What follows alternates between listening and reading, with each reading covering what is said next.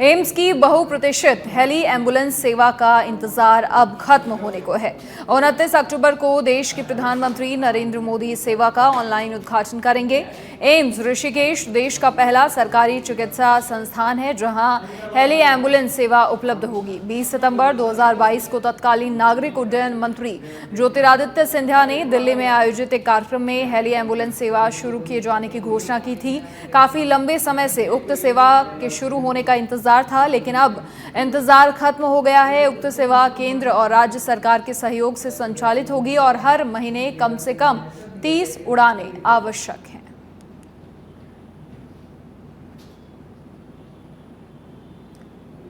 तो 29 अक्टूबर को इसका शुभारंभ होगा। सीएम पुष्कर सिंह धामी समेत सभी सांसद मौजूद रहेंगे।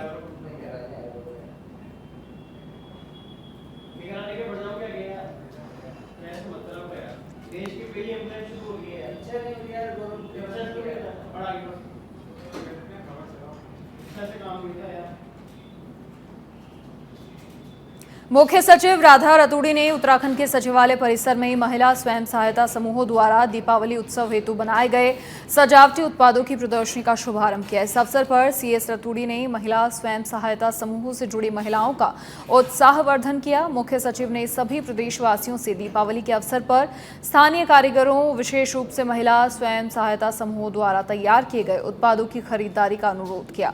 इस अवसर पर सचिवालय के अधिकारी और कर्मचारी मौजूद रहे।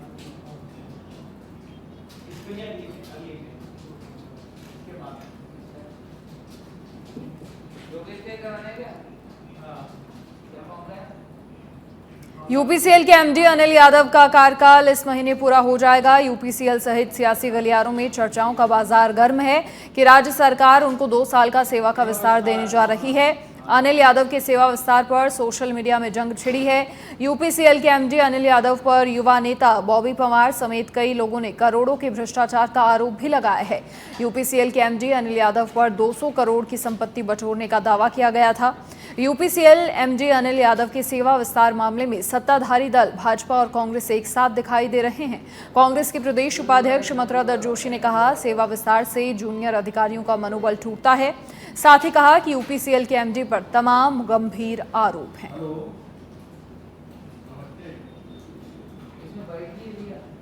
देखिए, आज की जो प्रेस वार्ता थी वो यूपीसीएल के जो एमडी है अनिल कुमार यादव, ये उनके ऊपर थी। उनके ऊपर का मतलब है कि उनके द्वारा जो भ्रष्टाचार पूर्व में किया गया है, जब मुख्य अभियंता पिटकुल हो रहे थे तब उनके द्वारा जो भ्रष्टाचार किया गया था और जांच कमेटी के द्वारा सिद्ध किया गया था कि ये भ्रष्टाचार हुआ है। और ये भ्रष्टाचार अपने स्तर पर भी और अपने बेटे के नाम फर्म बनाकर या अपने बेटे के अकाउंट में दूसरे फर्मों से पैसा डलवाकर या तमाम प्रकार के जो आरोप उन पर लगे थे, वो आरोप सिद्ध हुए थे। और उन आरोपों की पुष्टि होने के बाद जब जांच समिति ने ये लिख दिया था कि विभाग विजिलेंस से इनकी जांच करवाएं या उच्च स्तरीय कमेटी गठित करें, परंतु विभाग ने ना तो उन पर जांच करवाई और जांच ना करवाने के बाद उनको आगे पदोन्नत करते गए और उन्हें आगे भेजते गए। निश्चित रूप से सरकार पूरी सरकारी एक्सटेंशन में चल रही है।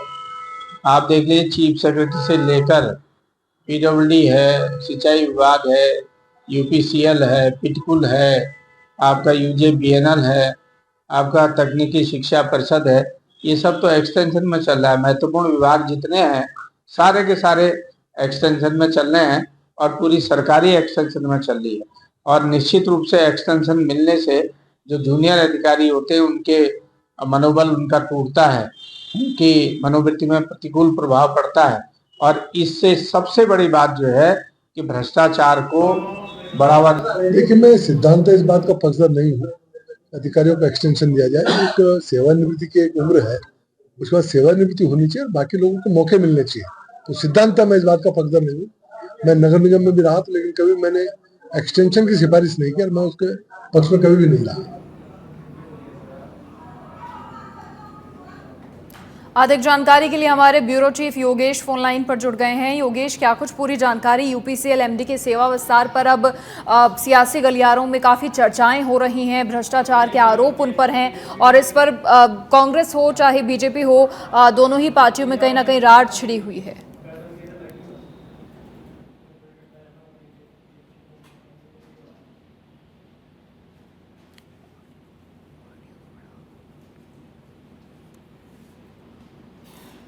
तो अनिल यादव के सेवा विस्तार पर जंग छिड़ी हुई है, भ्रष्टाचार का आरोप लगा हुआ है और ऐसे ही सेवा विस्तार से जूनियर अधिकारियों का मनोबल भी टूटता है। 200 करोड़ की संपत्ति बटोरने का भी आरोप उन पर है। सोशल मीडिया पर भी इसे लेकर काफी चर्चाएं हो रही हैं।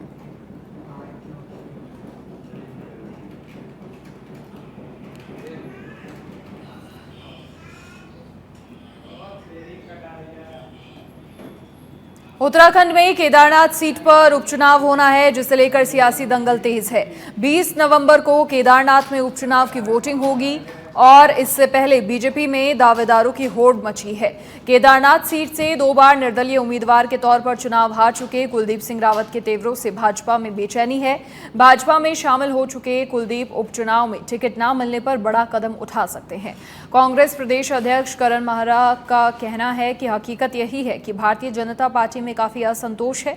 साथ ही कहा कि उपचुनाव के लिए दिवंगत विधायक शैल रानी रावत की बेटी तैयारी कर रही है। कुलदीप रावत तैयारी कर रहे हैं, आशा नौटियाल और अन्य दावेदार भी तैयारी कर रहे हैं। साथ ही कहा कि कांग्रेस मुक्त भारत कहते कहते भारतीय जनता पार्टी कांग्रेस युक्त पार्टी हो गई है। देखिए, मैं क्योंकि वो बीजेपी के परिवार के सदस्य हैं, मैं उन पर टिप्पणी नहीं करूँगा, लेकिन हकीकत यही है कि भारतीय जनता पार्टी में काफ़ी असंतोष है। शैला रानी रावत जी की बिटिया भी तैयारी कर रही हैं। कुलदीप रावत क्योंकि पिछले बार वोट लेके आए थे ठीक ठाक, तो वो भी तैयारी कर रहे हैं और अन्य लोग भी वहाँ हैं। आशा नौटियाल जी हैं जो उनकी महिला मोर्चे की प्रदेश अध्यक्ष हैं, वो भी हैं और अन्य भी दावेदार हैं। तो वहाँ नाराज़गी भी है, लोगों को झूठ। उत्तराखंड के पर्वतीय क्षेत्रों में पर्यटन को बढ़ावा देने को लेकर पर्यटन विभाग लगातार कार्य कर रहा है, जिसे लेकर एक नए तरीके का टूरिज्म एस्ट्रो टूरिज्म विकसित किया जा रहा है, जिसके तहत पर्यटकों को खुले आकाश में तारों का दर्शन कराया जाएगा। इसे लेकर उत्तराखंड के पर्यटन मंत्री सतपाल महाराज ने कहा कि हमने अधिकारियों से पूरी रिपोर्ट मांगी है ताकि वो गांव जो अधिक ऊंचाई पर है और जहां किसी जंगली जानवर का कोई खतरा ना हो, वहां पर युवक मंगल दल बेड लगाकर एस्ट्रो टूरिज्म का प्रचार कर सकते हैं। साथ ही उन्होंने कहा कि हम इसे एयर सफारी या स्टार सफारी के नाम से भी इसका प्रचार करेंगे।